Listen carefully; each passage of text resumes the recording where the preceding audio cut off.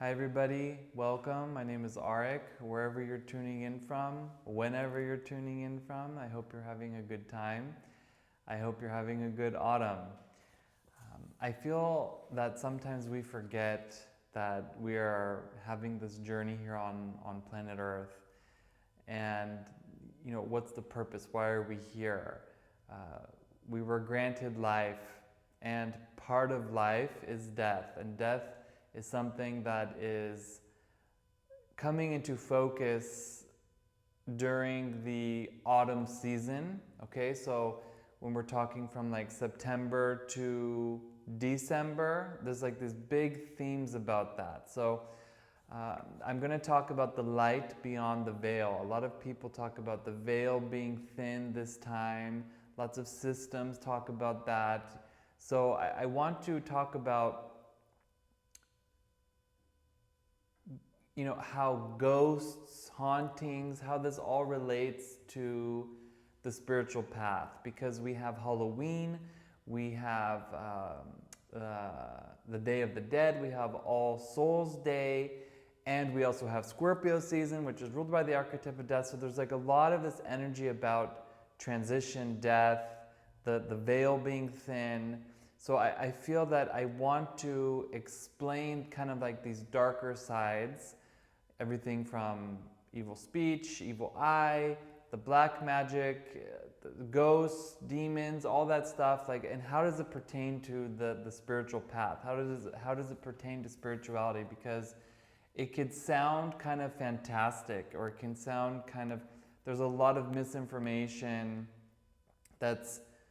it's hard to verify these things. So I want also something that you can listen to that's very uplifting and safe, especially during the Halloween season, and especially on Halloween, because there's like a lot of energy that you want to be very mindful of. So that's kind of like what I want to put out there. And for anyone who doesn't know me, I mean, I love Halloween. It's like an amazing holiday, okay? And I'm not like religious or anything like this, so don't worry. It's like we're talking about the spiritual energy and how things are working, okay? So if we're talking about reincarnation, we're talking about spirits, we're talking about recycling of energy, because energy cannot be created nor destroyed. So we come here, we live here, and then we have experiences, we gather these experiences, and then there comes a point where there's like an expiration, because death is part of life. We come in and no one gets out of here alive, okay? This is like a funny joke. So there's a very complex system to reincarnation, and there are like these spiritual laws that have to do with how we are ascending and how we are descending. And there are different ways that we can go about that depending on the actions that we take here on Earth in our life.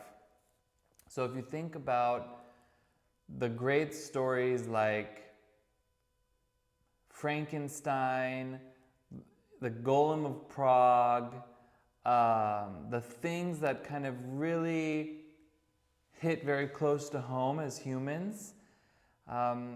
In medieval times, the golems were these kind of beings that were created and then animated to do action. So some of these golems, they were like made of clay, and then the life was programmed into them, and then they were doing things, okay?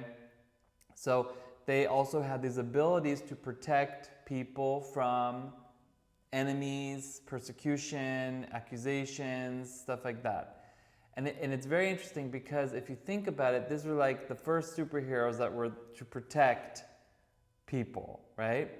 And it's very, very auspicious, because comic book heroes, if you're looking at comic book heroes, they did emerge in response to psychological and the moral atmosphere surrounding World War II.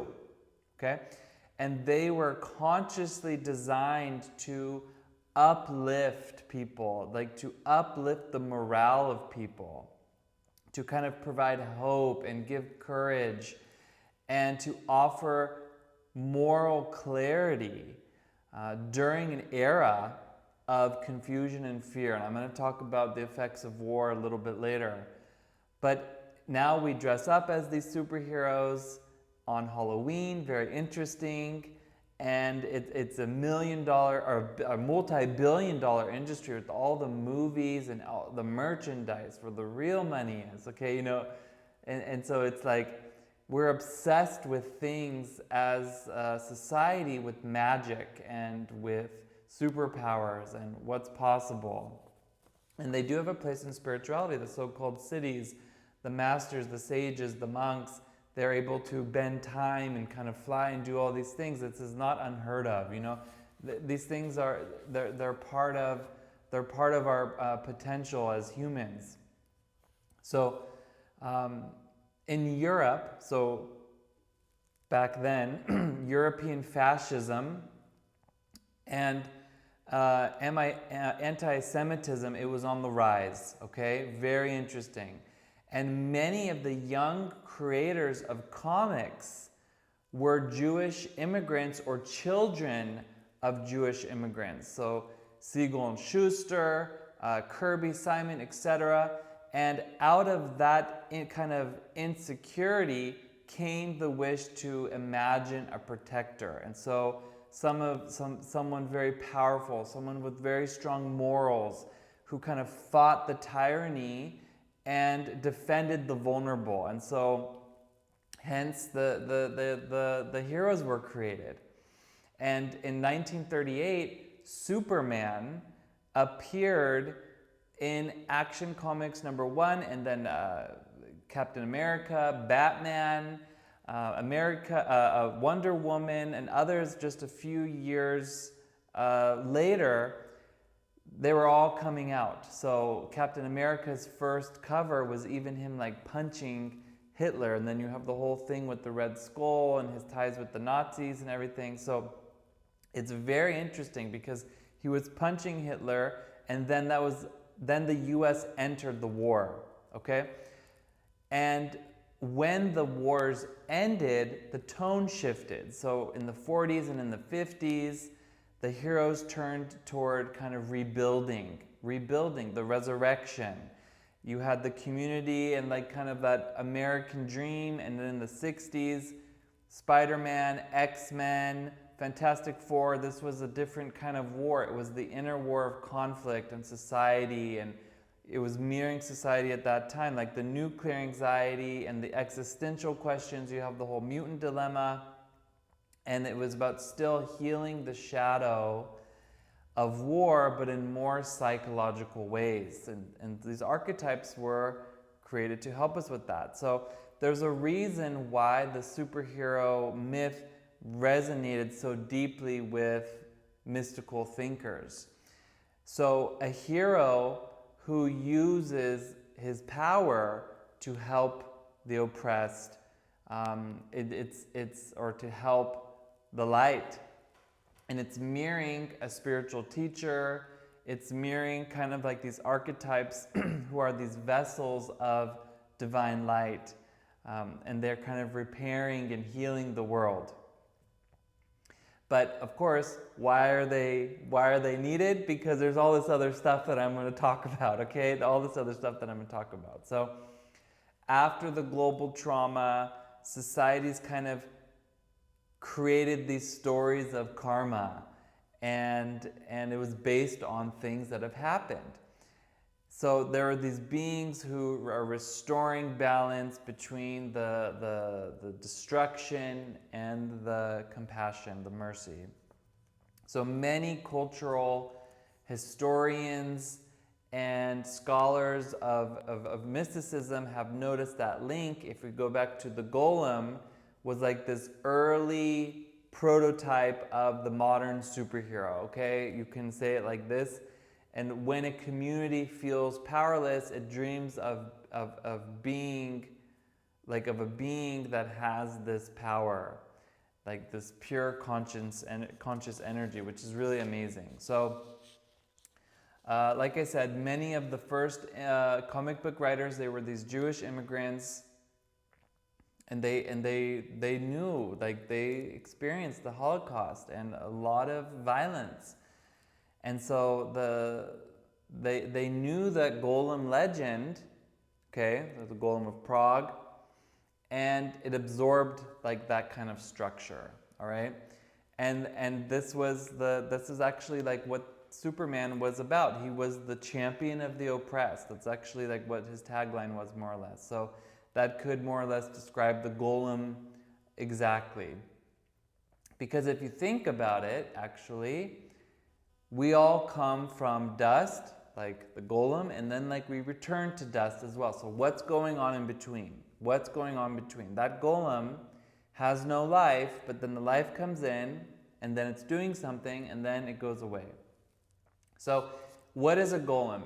It's actually like an unshaped substance. It's like this raw material. That's actually what it means. And so in the earliest sense, the golem means the potential. It does not have the life inside of it yet.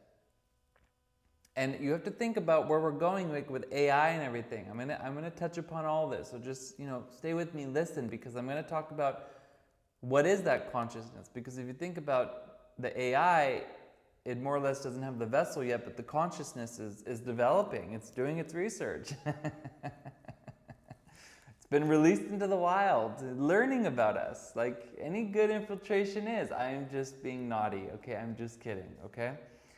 So I really want to talk about these energies and how they relate to today and what's going on with AI, right? And the darker side of things. And the early mystics, they really believed, and the way that they practiced with the golem is that they would program certain divine names onto the golem, and then it would turn on, and then they would put on a different program, different letters, a different code onto the golem, and then he would turn off.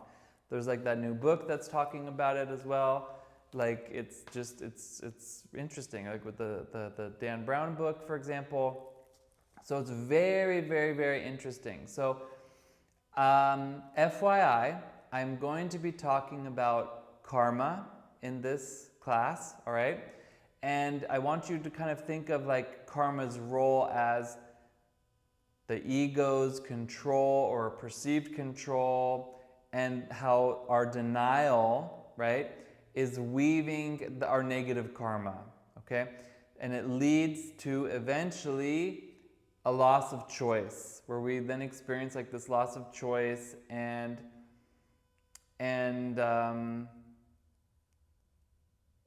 that's because like we're just being blown from here to there, like by what's called like our karmic winds, and then like we're not able to resist our instincts or our impulses and stuff like that, and we're just like doing everything that we want to do without any kind of hesitation or restriction. So that's like very important to think about that. And we create karma with our actions, and then karma creates reality. So think of it like that, okay?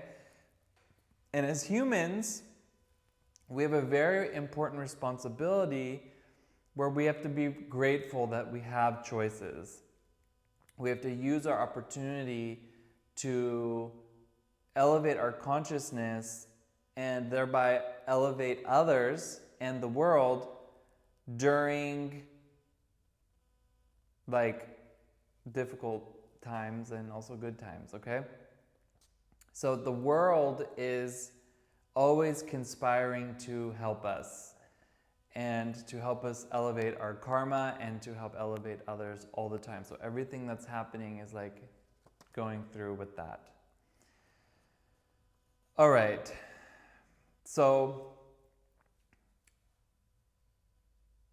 let's talk about the nature of the human spirit. So there are different layers into the human spirit, and every single human soul has a divine spark within them. So everyone has that spark inside, and this is like what's bringing us to life. And you can think of it kind of like it's this part of the infinite, and that's like where we are all one. And the body is the recipient or the vessel of that divine spark, like that little light of mine that I'm going to let shine. We are holding that there, and it's like we're responsible for that. So that spark powers your body. It powers your everything, okay? And from that spark comes so many amazing qualities, which I don't want to get into, but like genius and the superpowers, everything is coming from that. So death is not the end, but it's a transition when that soul releases from the material existence, okay? So we move on. Like that spark, it does move on. And like I said, there's different layers. And the higher up, the less personal it is, okay? So we are reincarnating, or you can kind of say respawning, LOL, all right?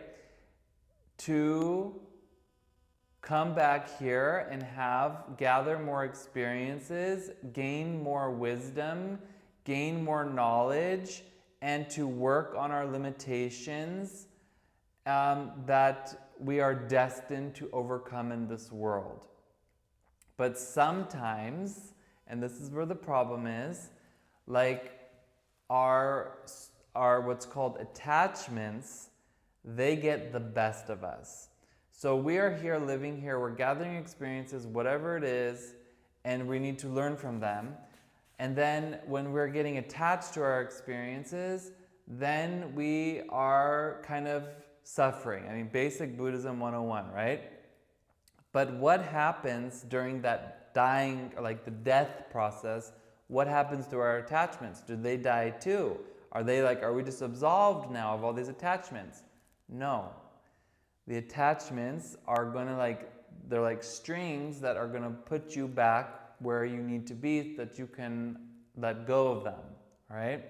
And so this is this cosmic process of ascending and descending, like precipitation and evaporation, precipitation, like where we're being like recycled, okay?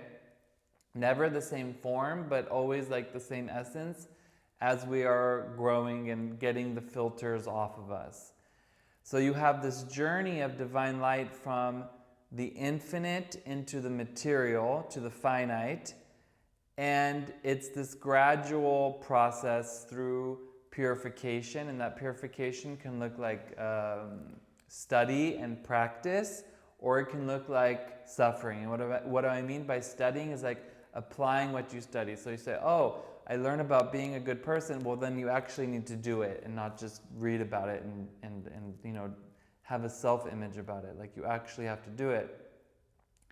And then this is how you heal. Okay, this is how you're healing. So like I said, I want you to listen to this, like, you know, during the Halloween and stuff like that. So it's a good energy to protect you, because I'm going to explain what's going on.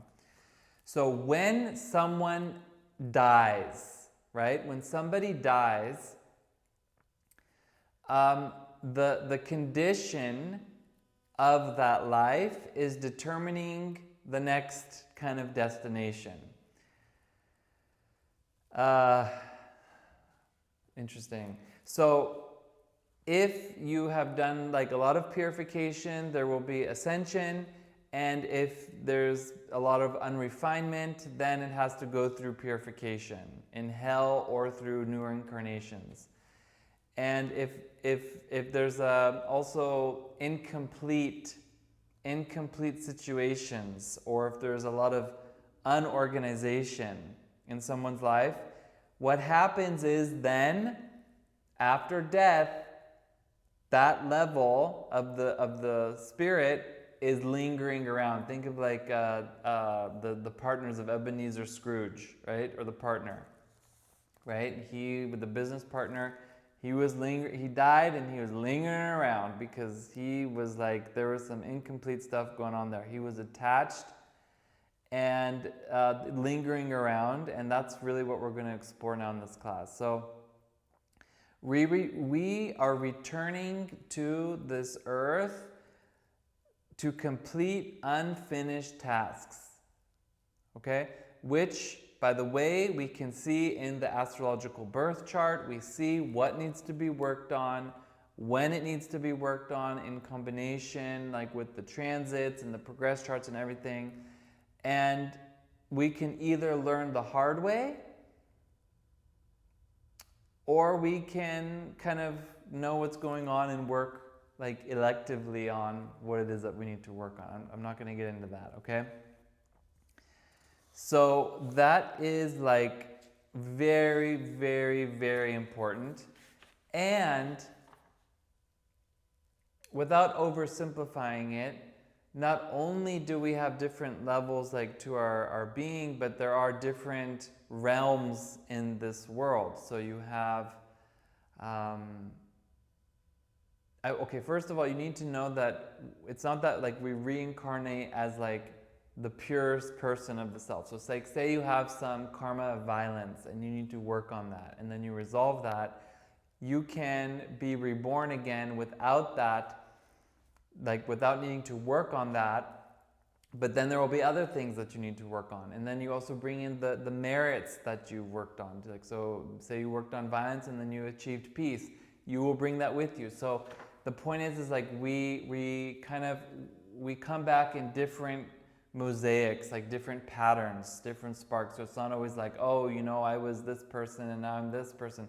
You could have a part of that person with you that you need to work on, right? That you need to really like understand and work on it, okay? And then we have the different kingdoms, and we see this in the different imagery of the tarot archetypes, where you have the mineral kingdom, the animal kingdom, the human kingdom, and the botanical kingdom. And the thing is that we can be reborn into any one of these kingdoms, depending on, once again, what our actions are. And so, you know, obviously if you go from like human to mineral, something really went wrong, okay? Unless you're like a what's called a bodhisattva, and you need to go and help there. It's like Aurelia says, even hell needs bodhisattvas, and bodhisattvas are like enlightened beings who stay behind to really teach and guide others, okay, just in a nutshell. So the regression into like more of these instinctual states need to be lived out until a mission is fulfilled at the level that it can do it at. Maybe it couldn't do it at human level, so it needs to do it as a rock for hundreds of years until it's, you know, elevating. And I wrote about this more in my book, so you can look in there, but there is a difference between reincarnation and rebirth. So rebirth is like where you're just kind of going through the cycles, but reincarnation is when you're consciously doing it, okay? So they are two different things.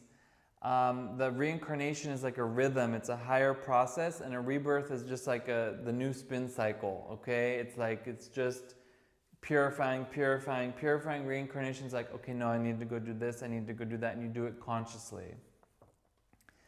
You need to do that consciously. So when we're talking about ghosts and stuff like that, we're often talking about the lower levels of our being, of our spirit, that is responsible for animating our body, and it's associated with our actions and our instincts. So it has a lot to do with the functions like breathing, blinking, you know, stuff like that. I don't want to get into all of the different levels, but then we have like the emotional, the intellectual, and the spiritual, and so on. But the lower level is like, it's very interesting because it's the energy imprint of the person's earthly life. So when I say lower, I don't mean worse than, I just mean like closer to the earth. And it is very reluctant to let go of the body and the familiar world with anything, but even at death. It could be like it doesn't even realize it's dead, you know? Walking around like, you know, why can't I eat this? So at death, like when a body is declared dead, the lower level can linger near the body, while the higher aspects, they know what to do and they know where they're going, and hopefully it helps the lower levels. But like I said, I'm just talking about kind of what's going on now at this time of year, all right? Many people have reported that the soul kind of hovers over the body for 3 days. Many different systems have shown this.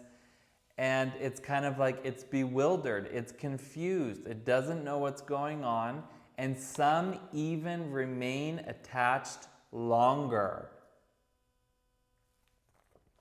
So ideally, we experience like detachment from the material world even while we are living, okay? We want to do this really while we're living. And when we are doing it after we are dying, then those limitations can release, but sadly this is not the case. Okay, it's rarely the case, and let me put it that way. But ideally, like, we're able to pass through the planes of consciousness and then go into like a rest, okay? Rest in peace, for example. And this is really not about competition, it's not about reward or punishment, but it's really about awareness. It's about awareness. So, as we are reflected back to us, like all of our positive actions and everything that we did, we take all of that with us. The only thing we take with us is our positive actions that we did. And also the negative ones too, like they are following us, but it's not like we're taking them, but they're following us. We think, oh, I'm just going to take all that. No. It's all coming. So, you know, you cannot take all your things to the next life, but it's like your code, your ledger, your record, your permanent record is going to follow you. But you can change it. You can change it. So all of our impurities, which are essentially our selfishness, our distortions, our attachments, that's all being purified. Like mostly like where we're thinking the material is everything and we're making it the ruler of our reality. And obviously, after the death process, you're encountered with this heavenly light, but it can be perceived as a fiery hell and something scary, but it's actually like a heavenly illumination. And even sometimes people, you know, they see something, an angel or a light, and they think it's a demon, and it's not the case because the filters are so strong. So it can take some time during this process, but a lot of things can go wrong in this process as well, because it's like a labyrinth. One of my favorite movies, okay? It's really like a labyrinth. So, but eventually we will get there. It's just like a matter of when. And it can be very scary because we have to stand in front of that mirror and we have to see what's really going on and where we're doing that. Now, there is a connection between the living and the dead. So again, the soul remains conscious of and connected to the living. And there are things that can be done to help kind of elevate. I mean, especially like when a celebrity dies and everyone's thinking of that person, and it's like, it's very hard. It gets very heavy for that part of that spirit, that person, like that person who was a person, to really ascend, because it's like a lot of weight holding on to that, you know, persona basically. So, but when we can remember with love and we can do some positive actions in their name, this is like very good. This can be very, very good. And it's even said, like, you know, on the day when a spiritual teacher passes on, dies, you can connect to like all of the light that they revealed while they were on earth. So it's like there is this connection. I'm not saying it's all dark. There's positive things as well. So there's this and there's that. But then there's also the unsettled, okay? There's the unsettled parts too that we don't want to connect to, but they want to connect to us in our life. So not all souls are transitioning smoothly. When someone dies suddenly, or if someone dies violently, or it's like, it's really kind of like what happens is that they remain very attached to the material plane. And this is that lower soul, right? And it can linger in the material world. And they're not evil, okay? They're not evil, but they're very disoriented, very irritated. And what happens is that they will hover near familiar places, maybe their home or wherever they're buried, where they died, and they will try to contact the living to find closure. They say, I need this. We have many stories about this with people. And maybe they need justice, or it can get really really gnarly. And they're experiencing a lot of confusion because they do not yet recognize that they are dead. And you see this also in a lot of war zones, like really intense. You see this in a lot of war zones, like all this violent death. So we want to obviously help these.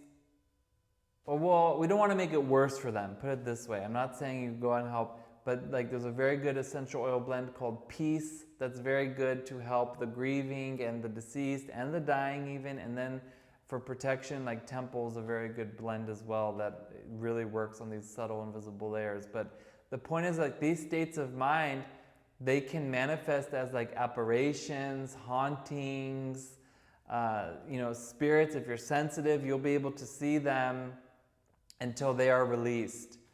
And it's a process. So going a little bit deeper with this, like on the metaphysical side of things, you have to know that that reality is made up of layers of light, but also these veils that I've been talking about.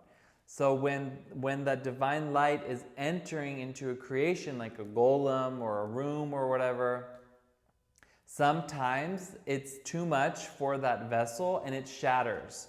It shatters. It's like a short circuit. It overloads and it breaks. And what happens is that then obstacles are formed, negative entities are formed. It creates like these filters that are trapping the sparks of the light, like of the divine energy, and they're being trapped within distorted forms. And this is like when we get something in our head, we cannot get it out because we are so fixated on it. And this is then when our blessings, they get stuck. Our blessings get stuck in our life. Like we don't really properly receive them because like they're getting stuck there. And it goes even further because those filters of negativity, they feed on our anger, our lust, our pride, our arrogance, our despair, our depression. They feed on all of that because our emotions, they also conceal the divine light if we're not using them properly. So when a person dies and they're still entangled in these energies, they're like that lower soul, like that lower level, is going to be drawn into the realm of filters and illusions, like this house of mirrors energy. And or like in the Buddhism, or I think even different systems, it's called like these bardos, okay? Wandering through the dark, the deceptive planes until that purification is occurring. So the question is, are we in a bardo now? I don't know. I really don't know. We don't know, So what we need to understand is that there are, just like there can be negative people everywhere, there's also negative spirits even in the bardos, okay? Evil, if you look at the word, it's live backwards, okay? So it's not necessarily like in this Hollywood sense, these evil spirits, but it's these residual accumulated energies from these corrupted, fragmented, incomplete experiences, and they arise from situations where there has been no peace, no reconciliation, no atonement, due to like maybe there was some wrongdoing, I mean, think about it. Like, I'll let you go where you want with that. All kinds of just petty stuff, revenge, denial, suppression, Like it can create like this poltergeist energy. So these are forces that try to reattach to the physical sensation because they want to act out physically through us, through the living. And this really underlies the caution of you do not want to make contact with the dead, and you do not want to do Ouija boards. You don't want to do like spirit channeling, not because it's fake, it's real, but because it's very real and it's very dangerous, and it's like you don't want to mess with that. You really don't want to mess with that. There's even like, for example, something called the clinging, like it's like a clinging spirit. It clings, and it's like a ghost. It's like a ghost, and it's clinging on to, it's like wandering through, and it's clinging on to anything because it has not found the rest. And it's usually because the life was cut short in its eyes. You know, there's all this unresolved sins, and there's like, or there could be extreme attachment to a situation, a place, or a person. You know, think about people who hoard stuff. I mean, whoa, you know? So a clinger is attaching, right? Attaching to a person whose spiritual structure is open. How does it get open? Through trauma, emotional vulnerability, too much mental energy, or having like an unguarded consciousness. That's like why when we wake up in the morning, we want to like completely like purify ourselves. So, because, you know, if we're going to sleep and we're not conscious, like we are just laying there, right? So this can result in disturbances of personality, voice, mood, all kinds of stuff can go wrong here with that. And this is like, you know, what's also known as a possession. It's a possession.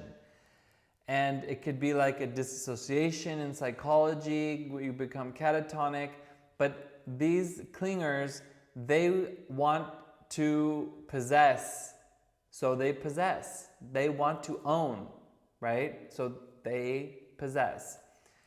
And this is like why I have a lot of good success with like entity protocols to kind of like extract those entities. It's like a long process, but I have seen in most cases that I have worked on, they are generational, which means that they are passed down from generation to generation, where there's an entity in the lineage of that family, usually on one side, the mother or the father, and it's being passed down. And it's very interesting because most of it is coming from where? The world wars, and maybe even before. But a lot of it is coming from the wars. A lot of it. A lot. And the thing is, it's interesting because it's like these entities are coming from the violence, and then it's being passed down because the parents aren't resolving it. And you know, when you have children, you pass on your karma to them, and then it's like, that's not to say that all your karma goes away. I'm just saying, like, you know, the unresolved stuff, and it goes to them, and then they have to deal with it. It's very interesting.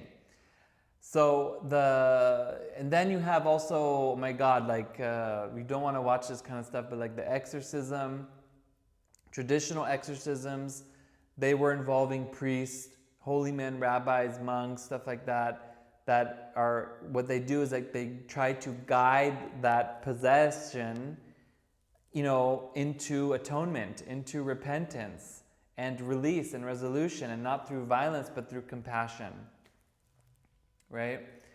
And like a dialogue, negotiate it out, to get it out. And you know, you need a lot of prayer, and the goal is karmic clearing. And this is like when we're not working on our karma, it gets dense enough, and then we give birth to something. I mean, it's not fun. It's not fun. So we wanna do the shadow work so that the shadow doesn't work us. So when a disembodied kind of spirit clings onto a living person, why is it doing that? Because it cannot reincarnate. It cannot be reborn even because of some imbalance, or maybe there's a decree or something, and it cannot really elevate. It cannot ascend because it's too confused, or it had too many sins, like too much bad karma. So what it does is it wants to borrow the body of a living person temporarily to kind of complete parts of its karma. And this is kind of like a rent, what's it called? The body snatchers, like renting, right? Renting the body. And usually the clinger will use a person who is like a channel, a medium, very open, or can be a family member, someone who's connected like karmically to the person. Maybe they never even met, but like maybe they share a shared karma that's unresolved. But it's like, the good news is, like, God forbid it happens to someone. When you study, it removes them out because it helps them to ascend up and out. Like a master, can help it to find the resolution. It's like a self-exorcism, I guess you would say it like this. It can release the clinger by invoking that positive energy and helping that spirit to remember, what is your purpose, why are you here, okay? And then you can go. Okay, to lighten things up a little bit, there is also a positive counterpart where, we can call upon like the angels, the divine inspiration, just as like the negative spirits can possess, the higher energies can also possess us, and like we say the right thing to someone, we have no idea what we said, but it's exactly what they needed to hear. It's like in spiritus, like we're being breathed into, and this is very desirable, and it involves kind of like attracting assistance from like these higher energies. And this has to do, like, once again, how do you do that? Like attracts like. Like attracts like. So helping others, you're going to be helped. It's really creating an affinity with the benevolent spirits. Also very important, having a hidden agenda. If you have a hidden agenda, it's not going to work. If you really have no agenda, it's like the higher souls, that have not reincarnated, they won't need to reincarnate. They can just speak through you. They can speak through you, and they want to help us, because if our intentions are pure, then they're gonna speak through us and help each other. So many times it's like we can speak the angels' words, and it's very helpful for people. It's amazing. I'm sure you guys have some stories about that. Okay, so just had to say that. Now, talking about kind of in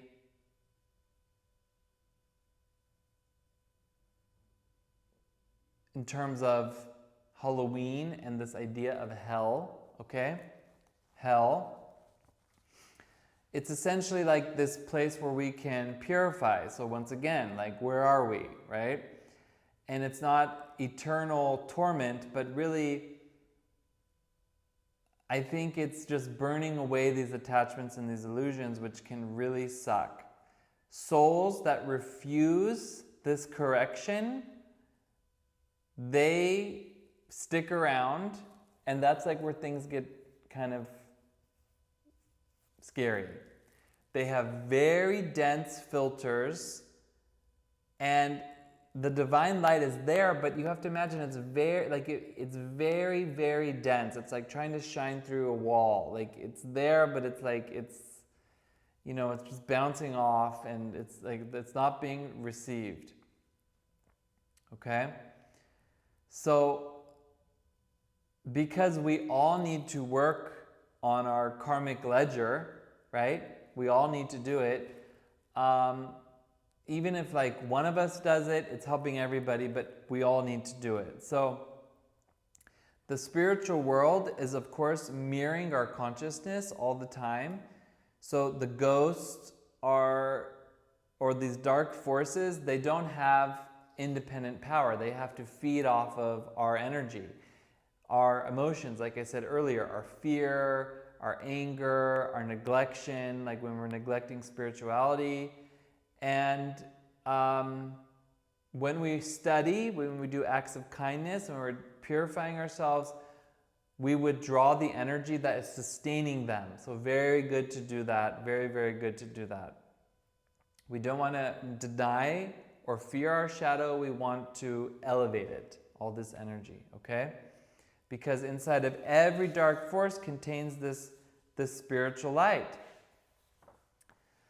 So we just don't see it because of these veils of perception. And they, on one hand, they kind of protect us from seeing everything, because if we saw everything, we would just like freak out. When the veils lift after there's death, then we see the population of spirits, and this is the helpful ones or the lost ones.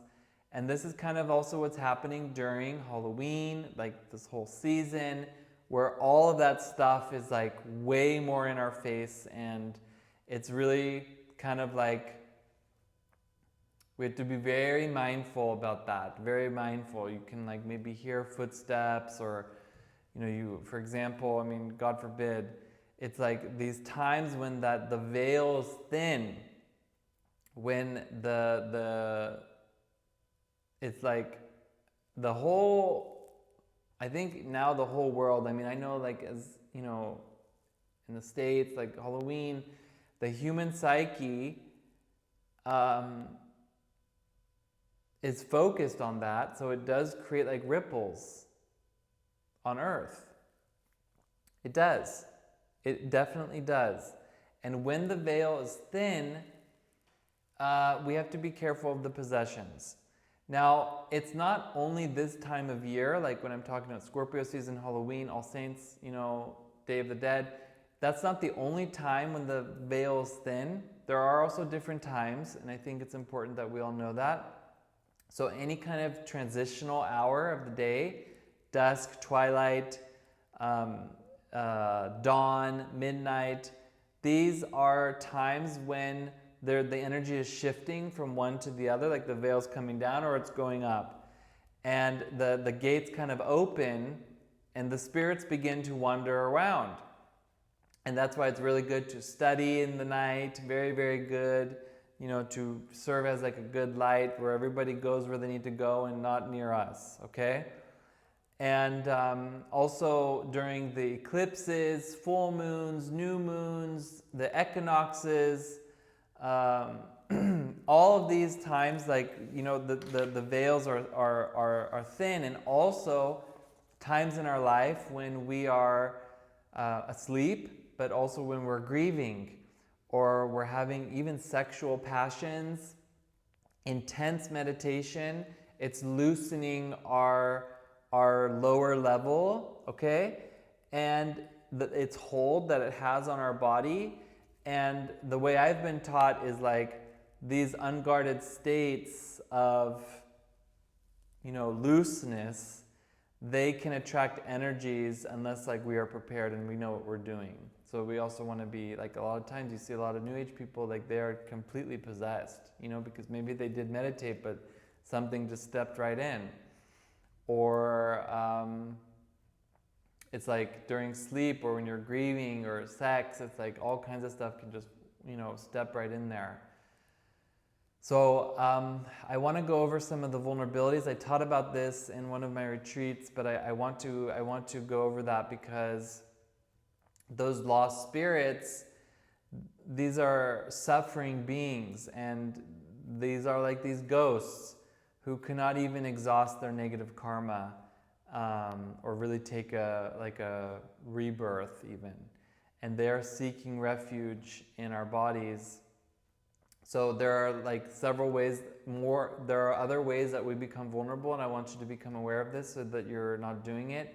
Heavy drugs, okay? The drugs are prematurely opening the chakras, like, which is an energy system along our, like the spinal chakras along our spine. And it's opening them without any filters, and that allows kinds of spirits to enter and to push through the host. Okay. Breaking things out of anger, not good, because it creates like an opening, and something will just move right in, and like you will see like so many things go wrong in someone's life. It's like it's not good. Long-term depression, I'm talking like 3 or more years, okay? Like really being depressed, not getting through it, and that's already like too long. It's like, you know, if you have no encouragement in your life, it's going to create an opening. So you need to help people get out of it. It's like, I already said this, I think, but Ouija boards, don't do it. Don't do it. And also certain tarot decks, very dangerous. We've seen astral beings crawling around with certain tarot decks. I'm not going to say what. We can talk about it privately. You know, going out into nature in the middle of the night, not a good idea. It's not your terrain, okay? It's not. That is for them, not for us. Not because it's like, no, after the sun goes down, not for us. Not for us. Unless there's like, you know,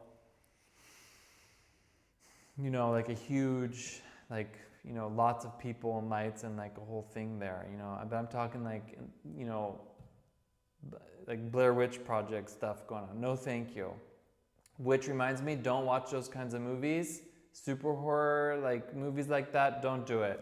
Don't do it. These movies are very accurate, and it's an invitation. You know, it's like you want to have dinner and a movie. And it's like, yeah, they say, I'm going to have dinner and a movie. You're my dinner, and your life will become my movie. So, yeah, all this stuff, like really intense, really intense. So use the oils, aura, firewall, temple, all of that stuff. You know, any kind of ritual where you're clearing yourself, but just make sure it's a good one and not some made up thing, some time and tested thing. Also very good like baths, showers, clearing yourself. The oils are really the best thing, but also keeping your home, your space orderly, very good. Modest, you don't want to attract the evil eye. You know, filled with spiritual teachings, spiritual texts. Very good to do all of that. Being a good person too is also very important. You don't want to go into gossip or anger, because these open the gates also. They kind of fracture us. And you want to be focused more on gratitude and blessings. I mean, you need to work on stuff. That's not the point. It's like, this is how we do it. So incense, sage, all that stuff. Candles, like a clean flame, no chemicals, but also you want the flame to be clean. If it's dancing around, get rid of it. And maybe don't blow it out, but like extinguish it. You know, like suffocate it. Like, you know, it's very, very good. So prayers, blessings, charity also is very good through actions or through financial means. It kind of builds a shield of light around the giver. Very protective. The dark side cannot really draw nourishment from a heart, a generous heart. It can't. It's gonna blow it out. So yeah, don't go out really like looking for trouble at night. I mean, we can all feel it. It's like, it's really, during those transition hours especially, there's a very subtle life force that allows the unrefined, the attached spirits to move more freely. So you have the night wandering. Aurelia has many stories about this, like seeing it also in Hawaii, like really intense, like where the nature is very strong. You know, this is also why vampires traditionally cannot be out during daylight. You know, it's just, these are the rules. These are the rules. And so Halloween,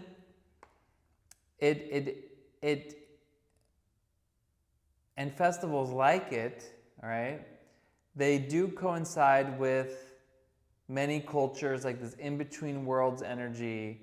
And like I said, when masses of people are focused on death, fear, mocking rituals of the occult, they're going to generate this psychic turbulence. And sensitive people might feel that vibration. And so it's not necessarily the calendar date itself that is more or less cursed, but it's like that collective attention that's opening that, temporarily even. And so it kind of bends the atmosphere toward the lower emotional spectrum. So if you're empathic or if you're open, staying home, praying, very good. Filling your space, your night with light, calmness, good energy, not with judgment. Not with judgment. I'm not saying don't, do all the trick-or-treating and the stuff. It's just like, I'm just saying, you decide what you want to do. Like I said, I love Halloween, but I'm just saying people who act too excited or stimulate ego, what happens is feeding the karma and the filters that kind of thrive on this non-restriction and the self-indulgence.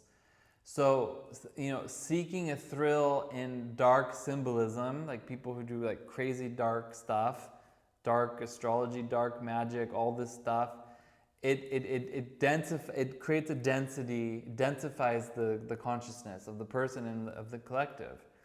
So, you don't want to judge that even, you just compassion, discernment, have fun, be good. Just, we want to always be illuminating. We need to know what's going on. Our inner state resonates with what we are looking for. So if we are attracted to intense, chaotic, transgressive experiences, especially like during those times of judgmental energy, it's going to, like, your reality will always reflect, who you are and what's important to you.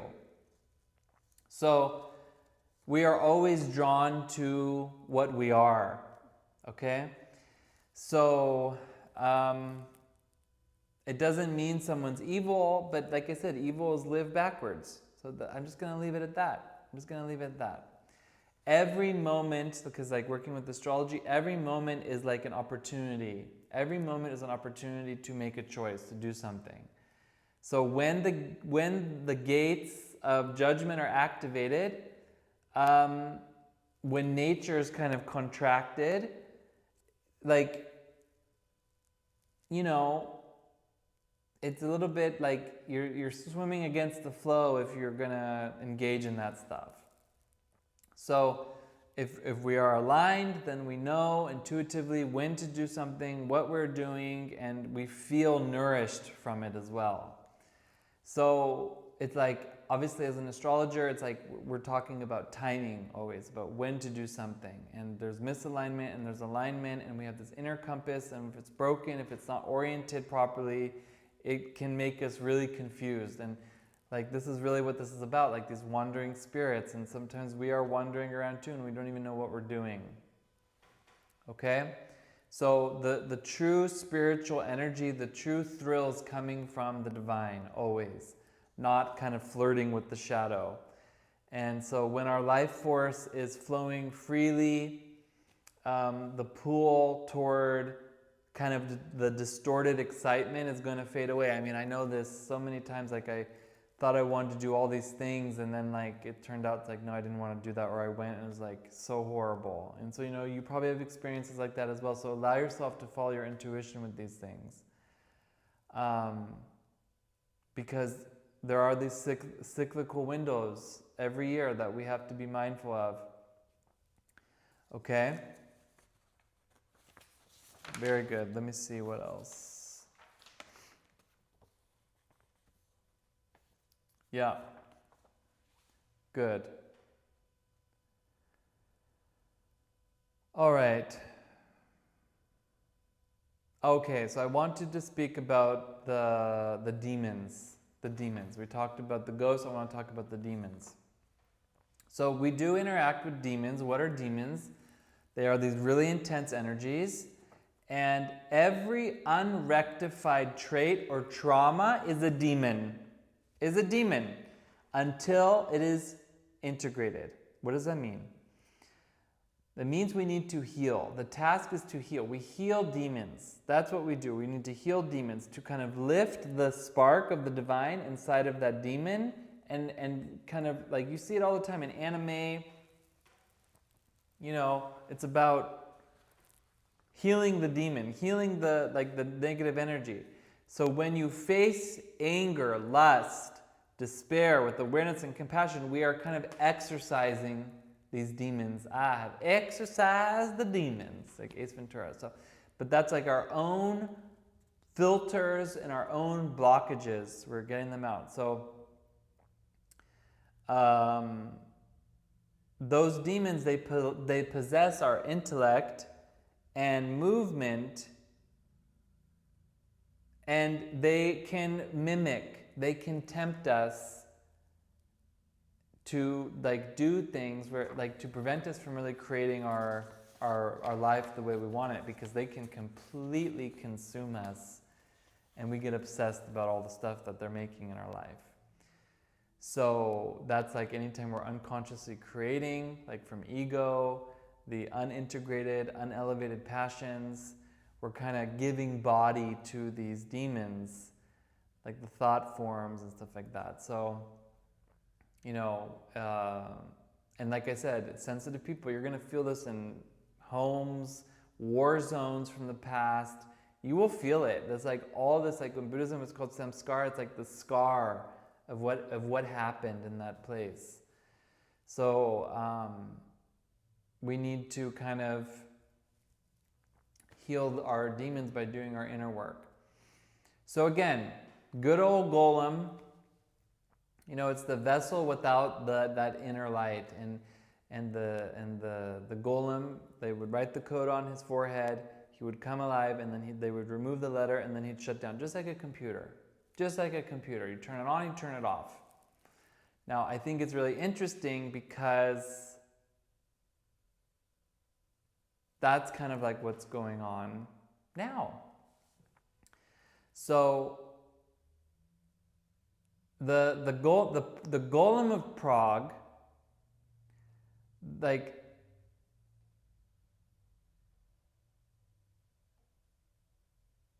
was like I talked about, it was protecting, okay, and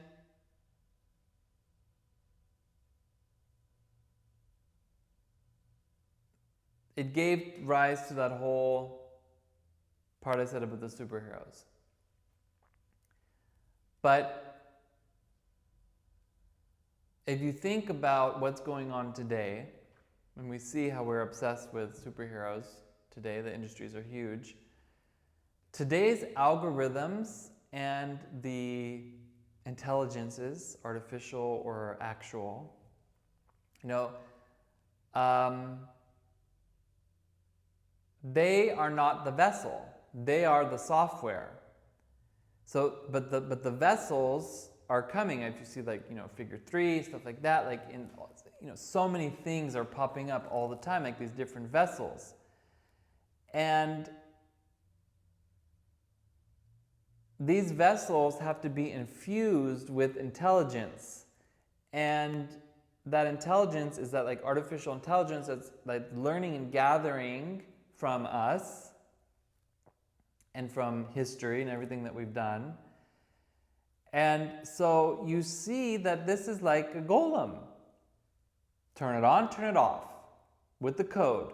The golem was turned on and turned off with the code. So what is the point here? What am I saying? I'm saying the danger isn't more monsters running around. It's about creating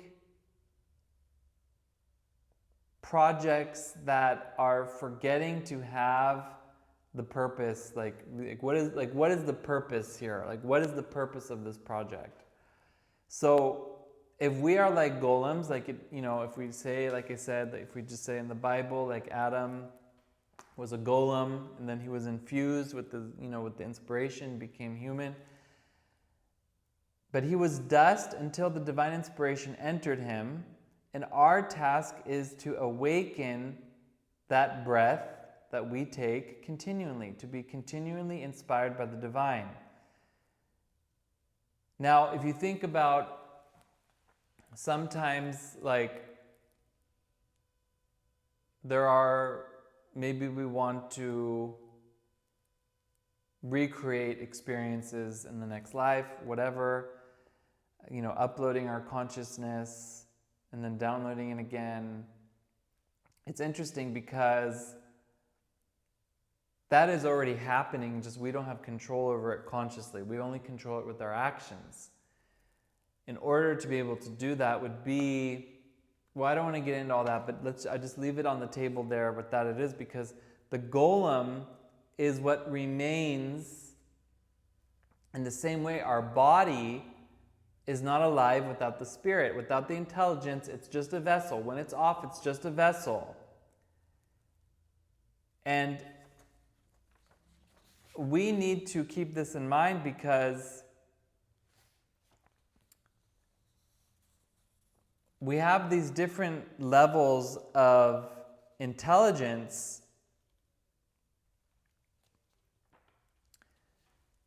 and we need to make sure that all of them are coming in. Okay? That's what it's about. So we have, as humans, the power to create, the power to choose or imagine. But when we forget that there's a higher source, because we're so great at creating, when we forget there's a higher source, it becomes destructive. It becomes destructive. So it's a very good example. Where is he? I don't have him here, but I have the Sorcerer's Apprentice, Mickey. I love that, rendition, like, from Fantasia. And a friend gave it to me, and it's an amazing story, because it's actually coming originally from Goethe. Walt Disney adapted it from Goethe, and it's the legend about the misuse of creative power, and Disney really kind of brought it more into the modern age, but we see it now. The Apprentice is very close to the Golem lesson, right? That the student animates a force. He animates the brooms, like in the Disney version, or I think even in the original, and he can't control it, and he tries to force it to do it at once, and then he splinters, and they outnumber him, and he has to learn humility. He has to learn humility. And what does humility mean? Humility means to be human. The root word, humility, humble, human, humane. So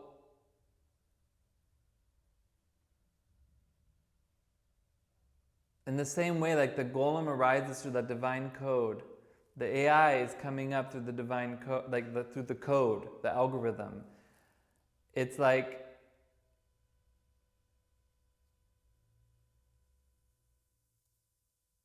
the question is more or less arising is like, can we imitate God as being His creators without becoming monstrous? All right, and you think about reproduction and all that, but I'm really just talking about the creation of these new entities.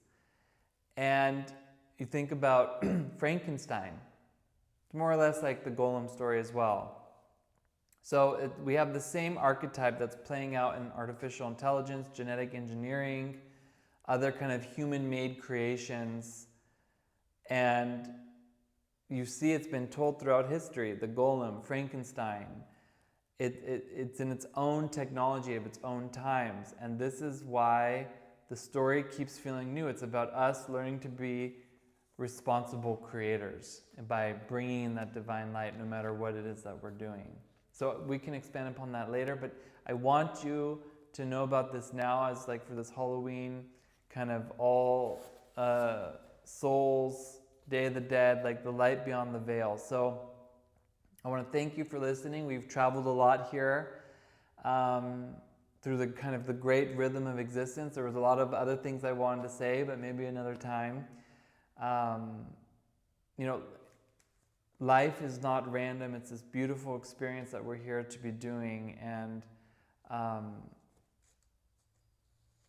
you know, we need to have the compassion, because that's where really the true light is. So just be very grateful for your life, you know, here, and use your will to really elevate what's heavy and to heal what is broken and to kind of free what is bound by these attachments. So I wish you guys all a wonderful path and a good, safe Halloween, All Souls Day, and Day of the Dead. Thank you so much. Please feel free to share this with anyone you think needs it in their reality. Bye-bye.